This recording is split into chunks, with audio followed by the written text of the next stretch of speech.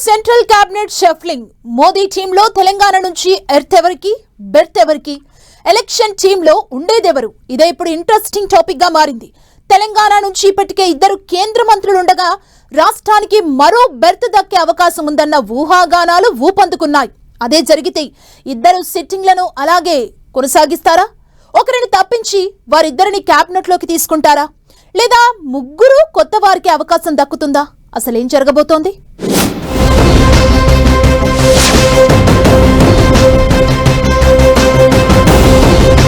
Central cabinet లో తెలంగాణకు 3 బెర్తులు. మోడీ టీంలో రాష్ట్రం నుంచి ఇప్పటికే 2కి చోటు. క్యాబినెట్ షఫ్లింగ్ జరిగితే మరో మంత్రి పదవి దక్కే అవకాశం. ఇప్పటికే ఉన్న 2 కేంద్ర మంత్రులను కంటిన్యూ చేస్తారా? కొత్తగా మోదీ టీంలో చోటు దక్కించుకునేదెవరు? కేంద్ర మంత్రివర్గ ప్రక్షాళనపై కొన్నాళ్లుగా ఊహాగానాలు ఊపందుకున్నాయి. 5 రాష్ట్రాల ఎన్నికలు అయిపోగానే సెంట్రల్ క్యాబినెట్ లో మార్పులు చేర్పులు చేస్తారు అని వార్తలు వచ్చాయి. War effect, neat paper leak, ఇతర అంశాలను దృష్టిలో పెట్టుకుని క్యాబినెట్ విస్తరణను ఇన్నాళ్లు వాయిదా వేస్తూ వచ్చారని అంటున్నారు. జూలైలో ఎట్టి పరిస్థితుల్లోనూ కేంద్ర క్యాబినెట్ ప్రక్షాళనకు రంగం సిద్ధం చేస్తున్నారట.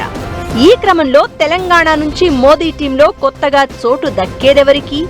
ఇప్పటికే కేంద్ర మంత్రులుగా ఉన్న 2ని అలాగే కొనసాగిస్తారా? బండి సంజయ్, కిషన్ రెడ్డిలో ఎవరినో ఒకరిని తప్పిస్తారా? లేదంటే 2ని తప్పించి ముగ్గురు కొత్త వారికి అవకాశం కల్పిస్తారా? ఏం జరగబోతోందనేది ఉత్కంఠ రేపుతోంది. 2024 లోక్సభ ఎన్నికల్లో తెలంగాణలో బీజేపీ 8 ఎంపీ స్థానాలు గెలుచుకోవడంతో దక్షిణాదిలో కర్ణాటక తర్వాత అత్యధిక బీజేపీ ఎంపీలను కలిగిన రాష్ట్రంగా తెలంగాణ నిలిచింది. దీంతో కేంద్ర మంత్రివర్గంలో రాష్ట్రానికి మరింత ప్రాధాన్యం దక్కుతుందనే అంచనాలు పెరిగాయి. ఇప్పుడున్న 2 బెర్తులతో పాటు మరొకరిని తెలంగాణ నుంచి సెంట్రల్ క్యాబినెట్ లోకి తీసుకుంటారు అని ప్రచారం నడుస్తోంది.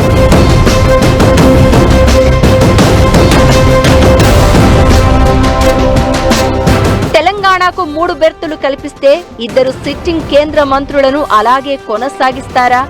లేదంటే ఒకరిని తప్పిస్తారా? 2ని తప్పించే ఛాన్స్ ఉందా అనేది డిస్కషన్ పాయింట్ అయింది. కేంద్ర హోంశాఖ సహాయ మంత్రిగా ఉన్న బండి సంజయ్ కి ఆయన కుమారుడి ఎపిసోడ్ కాస్త ఇబ్బందికరంగా మారింది. ఈ కేసు వ్యవహారం దేశవ్యాప్తంగా చర్చకు కూడా దారితీసింది. దీంతో బండి సంజయ్ ను కేంద్ర మంత్రి పదవిలో కొనసాగిస్తారా లేక పార్టీ సంస్థాగత బాధ్యతల్లోకి పంపిస్తారా అనేది పొలిటికల్ వర్గాల్లో హాట్ టాపిక్ గా మారింది. మరోవైపు కిషన్ రెడ్డిని పూర్తిగా పక్కన పెట్టే అవకాశం లేదని, అవసరమైతే శాఖల మార్పులు మాత్రమే ఉండొచ్చనే అంచనాలు వినిపిస్తున్నాయి. కిషన్ రెడ్డి, బండి సంజయ్ లో ఒకరిని తప్పిస్తే మరో 2 కొత్త ముఖాలను తెలంగాణ నుంచి సెంట్రల్ క్యాబినెట్ లోకి తీసుకునే అవకాశం ఉంది. దీంతో మోదీ టీంలో చోటు కోసం తెలంగాణ బీజేపీ ఎంపీలు ఢిల్లీలో బాగానే లాబియింగ్ చేస్తున్నారట. తమకు అండగా ఉంటారు అనుకునే జాతీయ నేతల దగ్గరకు వెళ్లి తమ బలాబలాలను, పార్టీ కోసం పనిచేస్తున్న తీరును వివరిస్తున్నారట. మహిళా కోటాలో కేంద్ర మంత్రి పదవి రేసులో డీకే అరుణ పేరు బలంగా వినిపిస్తోంది. ఇక బీసీ ముదిరాజ్ కార్డుతో పాటు తెలంగాణ ఉద్యమ నేపథ్యం ఉన్న నేతగా ఈటెల రాజేందర్ అధిష్టానం పెద్దలతో తన ప్రయత్నం తాను చేస్తున్నారట. తనకు కేంద్ర మంత్రివర్గంలో అవకాశమిస్తే గతంలో తాను రాష్ట్ర మంత్రిగా పనిచేసిన అనుభవం ఉపయోగపడుతుందని చెప్తున్నారట. తనలాంటి వారికి ప్రాధాన్యత ఇవ్వడం ద్వారా తెలంగాణ ఉద్యమకారులకు పార్టీ మరింత దగ్గరయ్యే అవకాశాలు ఉన్నాయనే లాజిక్ తో సెంట్రల్ క్యాబినెట్ లో బెర్త్ కోసం ప్లాన్ చేస్తున్నారు అని టాక్. ఇక ధర్మపురి అరవింద్ యంగ్ లీడర్, దూకుడుగా ఉండే లీడర్లలో ఆయన ఒకరు. రాష్ట్రంలో ఏ నేతపై అయినా ధాటిగా విమర్శలు చేయడం ఆయన నైజం. ఇవన్నీ తన ప్లస్ పాయింట్స్ గా పార్టీకి ఉపయోగపడతాయని అంటున్నారట.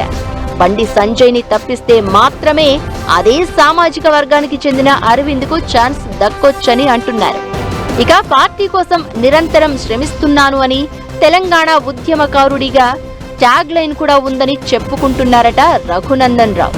కేసీఆర్ ను కొట్టాలంటే తనది అదే సామాజిక వర్గం కావడం కూడా కలిసి రావచ్చని లెక్కలు వేస్తున్నారట. కేంద్ర మంత్రివర్గంలోకి తీసుకోవడానికి ఈక్వేషన్స్ కుదరకపోతే జాతీయ అధికార ప్రతినిధిగా అయినా అవకాశం ఇవ్వాలని కోరుతున్నారట రఘునందన్ రావు.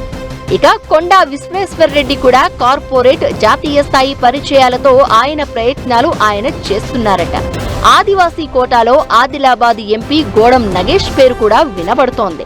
కేంద్ర కేబినెట్ లో తెలంగాణకు మరో బెర్త్ దక్కితే అసెంబ్లీ ఎన్నికల ముందు పార్టీకి మంచి జోష్ రావడం ఖాయమంటున్నారు కమలనాథులు. రాష్ట్రంలో కాంగ్రెస్ ప్రభుత్వాన్ని ఎదుర్కొనేందుకు మరింత బలమైన నాయకత్వాన్ని నిర్మించాలన్న వ్యూహంలో భాగంగానే ఈ నిర్ణయాలు ఉండొచ్చని భావిస్తున్నారు. ఢిల్లీ నుంచి ఎవరికి పిలుపు రాబోతోంది?